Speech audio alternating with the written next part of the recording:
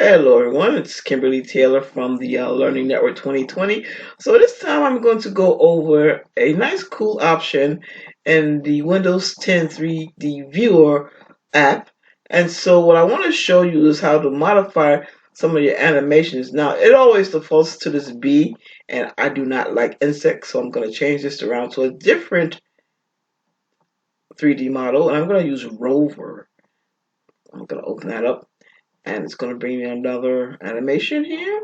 Ah, isn't he so cute? Ooh, look at it. So now, let's see if Rover knows any tricks. So what you want to do, you want to go down here where it says animation 1, and it'll actually even say model animations. So you click the little up arrow. Gives you tons of different, well actually 10, different types of animations. So let's click on, let's say number 2. See what Rover can do for us. Oh wow, that's so cute. What about number 3? He's just kind of coming closer to you. All right, and you number 4. Oh, he's so sad. And number 5. Aha, Rover is turning his back on you. That's pretty nice. And number 6. Oh, he's such a cute little puppy. 7. He's just walking, walking, walking. We have up to 10.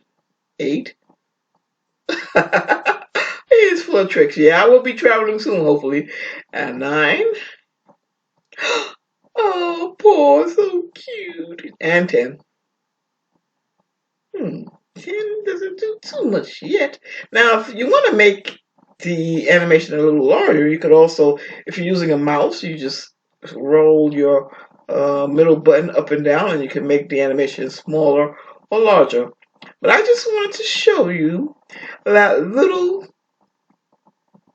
change that you could make in your animation model. It's so cute. Alright, so that takes care of it for this video. I will see you again next time when I have some more tidbits for you. Thanks for watching, and make sure you click, share, and subscribe to the Learning Network 2020. We'll talk again.